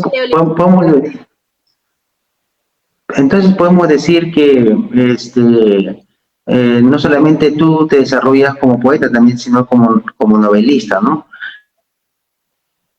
Sí, pero solamente piensas desarrollar solamente piensas desarrollar poesía y novela, o también piensas escribir alguna vez cuentos. Más que cuentos, porque cuentos en sí, como tiene su inicio, desarrollo y final muy cortos, yo soy más de escribir relatos cortos. Me gusta mucho escribir relatos cortos. Es como una idea, un pensamiento que cuenta algo, y la verdad es que tengo bastantes relatos cortos. Que he publicado en revistas o he publicado en blogs. Nunca lo he publicado en un libro como tal, pero sí que se en internet algunos de mis relatos. Sí me gusta. Los relatos cortos y la poesía sí la escribo, más la poesía obviamente. Y la novela estoy con ella. La empecé, la tuve terminada, pero le cambié, le di una vuelta de tuerca y estoy empezando otra vez. Porque quiero que sea o lo más cercano a la perfección. Bien. En caso de tus novelas, bueno, tal vez también sea cuentos, ¿Cómo haces tú al momento de escribir? Primero escribes la historia y luego eliges el título, o primero eliges el título y luego escribes la historia. ¿Cómo es en tu caso? A medias.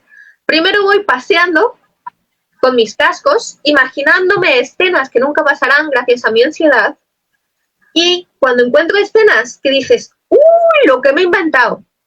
Ahí empiezo a unir, le empiezo a dar desarrollo, me invento el título para que cuaje y ya sigo inventando la historia. A raíz de lo que me haya inventado y del título que le haya puesto, para guiarme en eso.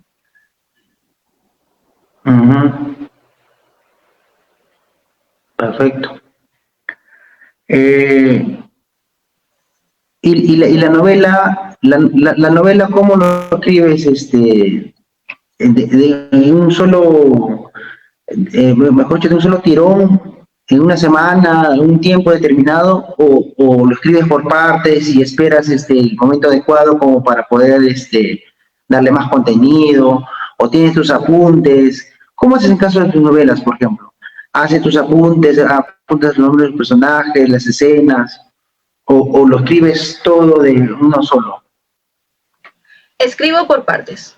Tengo mi ficha de personajes, tengo más o menos lo que va a suceder en cada parte, hasta el primer punto de giro, hasta el clímax, sé lo que va a suceder, pero puedo cambiar un poco el orden según me venga, porque gracias a que sé lo que va a pasar exactamente, puedo escribir lo que más inspirada esté. Si, por ejemplo, es cuando secuestran a la tía, pues cuando secuestran a la tía. Si es cuando el padre se pierde, pues cuando el padre se pierde. Porque sé perfectamente lo que va antes, lo que va después, lo que se ha contado y lo que se ha dejado de contar. Luego, cuando escribo, suelo ir en orden. Suelo escribir en orden. Pero si veo que se me complica una escena, escribo otra. Lo importante es no dejar de escribir, es ir avanzando, porque siempre va a ser primero un borrador y luego ese borrador, cuando esté finiquitado, vas a poder pulirlo. Pero no empieces a pulir a determinado, porque entonces te vas a cansar, se te va a ocurrir otra idea, vas a cambiar cosas. Perfecto. Bien, entonces ya sabemos de cómo también hace su literatura en parte narrativa. Entonces estamos con una autora a futuro que va a ser una autora multifacética que va a desarrollar poesía, novela, cuentos. Y bueno, ¿qué opinas de la literatura contemporánea? ¿Crees que en la actualidad hay autores con futuro literario que darán mucho que hablar con el pasar del tiempo? Y si así lo crees tú, ¿puedes mencionar algunos nombres de los autores? Bueno, está Sanderson, está Laura Gallego. Yo creo que va a destacar mucho lo que es la novela de fantasía, más que la novela romántica o la novela juvenil. Porque la novela juvenil y romántica es la que más se lee, pero es luego la que tiene menos trascendencia en la historia. Es decir, durante 1 año o 2 años es a full con este libro. Sobre todo porque sacan ediciones especiales, o como están ahora mismo, por ejemplo, con Alas de Sangre. Están todos los lectores por Alas de Sangre, Alas de Hierro, que les encanta. Es una novela muy buena, muy juvenil, muy contemporánea, pero sin embargo esto ya ha sucedido varias veces.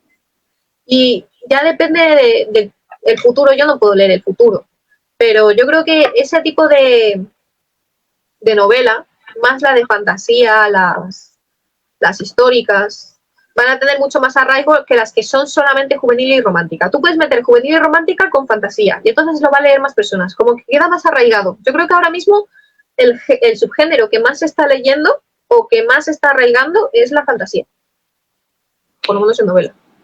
Y en caso tuyo, ¿cómo va a ser tu novela? ¿De fantasía, romántica, histórica? Curiosamente no. No es de fantasía, es de misterio. Y la verdad es que es un misterio, está basada en una atmósfera muy realista. Entonces, es algo que te puede pasar a ti. Es decir, tú puedes estar con un amigo y que tu amigo no haya visto a su madre en 20 años y que digas, oye, ¿te apetece conocerla? y descubran que no se había ido, que la habían hecho desaparecer. Entonces, yo creo que es algo que, según se puede, en la atmósfera que existe, te puede pasar a ti y puedes sentir que te sucede. Y además hay unos problemas a los personajes secundarios que también arraigan, porque a todos o a personas o conocidos de conocidos les ha pasado. Entonces, en ese sentido es bastante realista, por mucho que estamos hablando de un misterio. Bien, bien, bien, bien, bien. Tienes lo que acabas de mencionar es otro de los temáticas que yo también desarrollo en mis cuentos y en mis novelas. Ahora últimamente también de lo que tú acabas de mencionar. Entonces puedo concluir que en tu poema no me encuentro, podemos encontrar también pues la temática de tu novela. ¿No? Porque mira ya que hemos mencionado, no me encuentro, ¿no? Y el inicio que dice, me desperté y no me encuentro, me he buscado y no estoy, me rebusco con el alma en el pecho, y más, no hay un ápice de mí hoy, admito que me perdí ese tiempo. O sea, este poema hace alusión de que es una persona que está buscándose sí a ella misma, ¿no? Y ahora que tú acabas de mencionar de que uno de los estilos, otro de las temáticas que tú vas a escribir en tu novela es esto, ¿no? Este misterio de que tú estás con alguien, de repente al final te das cuenta que no estabas con alguien, ¿no? Como alguien mencionaba por ahí, en realidad en este mundo gobierna tan solo un hombre, y ese hombre representa a todas las personas que hay, no uno solo, ¿no? Y está pasando por esas vidas, ¿no? Y algo así, ¿no? Entonces ya voy entendiendo, ¿no? Sobre tu futuro literario, en este caso sobre tu novela, y espero no equivocarme, quizás, y si me estoy equivocando me lo dices. Bien, bien, entonces ya vamos descifrando tu mundo literario. Y mi pregunta, la siguiente sería, ¿qué consejo le darías tú a escritores jóvenes, así de tu edad o un poco menos, que tienen la idea de publicar por primera vez? ¿Qué consejo tú le darías? Que no se arrepientan, que se tiren a la piscina. Es decir, toda persona va a cometer errores, pero si no arriesgan, no ganas. Entonces, si quieres escribir, si realmente lo que quieres es escribir, escribe. Si ves que quizás no quieres publicar con una editorial tradicional por lo que sea, porque no te sientas preparado para entablar contactos profesionales, autopublica. Si quieres que la gente te lea, públicalo y dale a conocer tu obra a la gente. Es decir, no te pares. Sea lo que sea, no te pares. Vas a ir mejorando toda tu vida. Puede ser cada vez que los diálogos van mal, que las descripciones van mal, que por mucho que leas y leas no funciona, no mejoras, pero eso es un sentimiento tuyo, te estás deteniendo tú mismo. Entonces deberías pararte a pensar qué es lo que quieres mostrar, qué sensación quieres dar y escribirlo y trabajar en ello y publicarlo.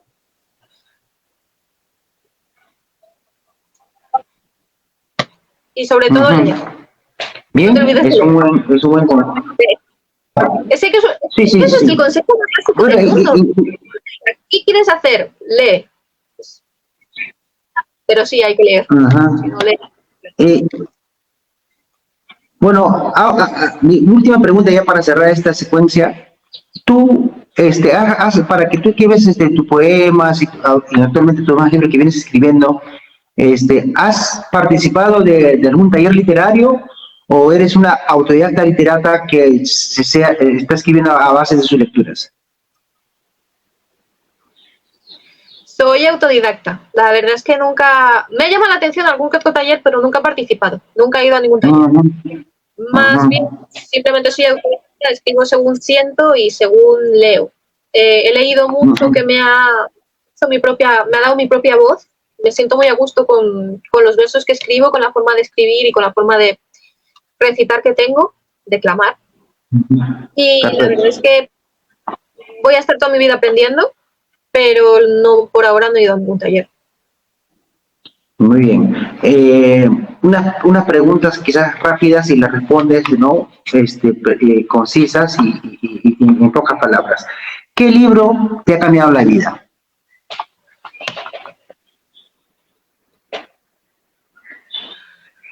Carta de una desconocida de Stephen Swing. ¿cuál es el libro más inspirador que has leído?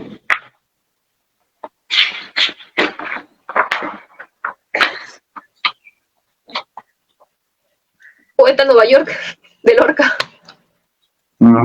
Perfecto. ¿Y qué libro regalarías siempre?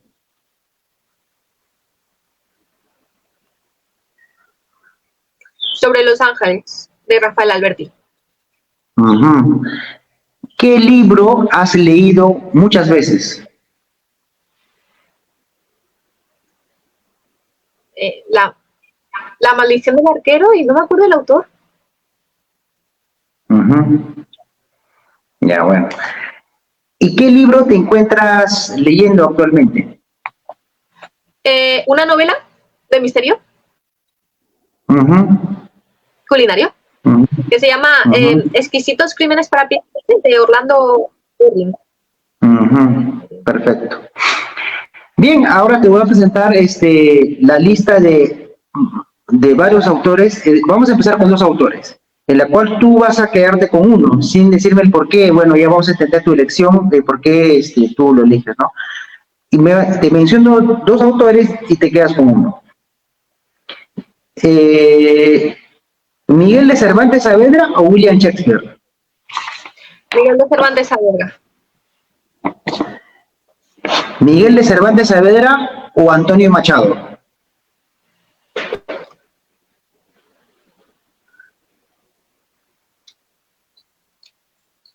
Antonio Machado. ¿Antonio Machado o Rubén Darío? Antonio Machado. ¿Antonio Machado o Federico García Lorca? Federico García Lorca.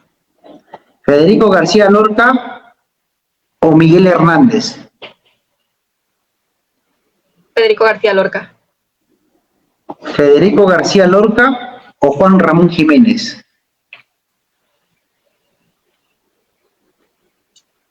García Lorca. ¿Federico García Lorca o Francisco de Quevedo? García Lorca. ¿Federico García Lorca o Lope de Vega? García Lorca. ¿Federico García Lorca o Gustavo Adolfo Bécquer? Bécquer. ¿Gustavo Adolfo Bécquer o Gloria Fuertes? Gustavo Adolfo Bécquer. ¿Gustavo Adolfo Bécquer o Luis de Góngora? Gustavo Adolfo Bécquer. ¿Gustavo Adolfo Bécquer o Charles Baudelaire? Gustavo Adolfo Bécquer. ¿Gustavo Adolfo Bécquer o Arthur Rimbaud? Gustavo Adolfo Bécquer. ¿Gustavo Adolfo Bécquer o Octavio Paz? Gustavo Adolfo Bécquer. ¿Gustavo Adolfo Bécquer o Pablo Neruda? Gustavo Adolfo Bécquer. ¿Gustavo Adolfo Bécquer o Gabriela Mistral? Bécquer. ¿Gustavo Adolfo Bécquer o César Vallejo? No me vas a mover, ¿eh? Bécquer. ¿Gustavo Adolfo Bécquer o José Martí? Bécquer. ¿Gustavo Adolfo Bécquer o Walt Whitman?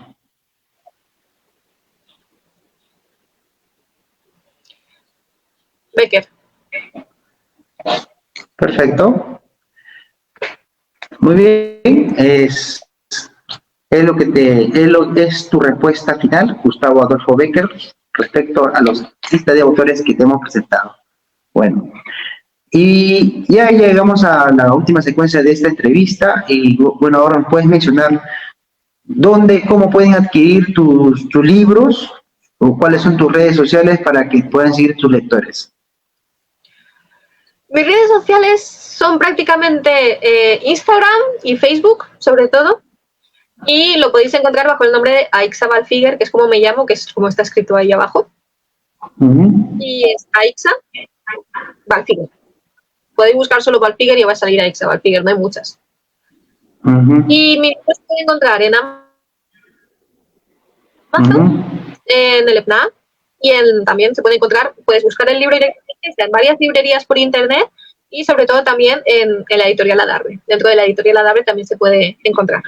Y si no, esperáis a que, si estáis en España y más cerca de Madrid, Guadalajara, me esperáis en una feria del libro y ahí estaré con mi libro también para firmar. Bueno, ¿nos puedes decir tus palabras de despedida? Algo que tengas que agregar que tú no lo hayas dicho durante la entrevista.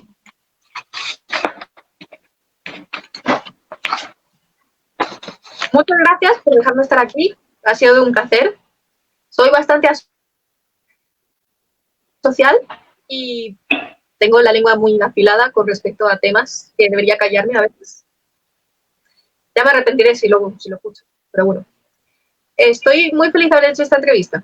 Al menos charlas un rato. Y muchas gracias. Han sido preguntas muy interesantes. Muy bien. Y muchas gracias a todos. Ha estado con nosotros, estimados amigos. Bueno, tu nombre me cuesta pronunciar, no sé por qué. Aixia Balfugger, ¿no? Esperemos que no sea la primera ni la última vez que estés en nuestro programa. Si tienes la oportunidad de presentar tu nuevo libro, sobre todo tu novela y sobre todo tu poesía de social, de protesta social, ¿no? Que lo presentes en nuestro programa. El programa va a estar abierto para nuestros autores contemporáneos.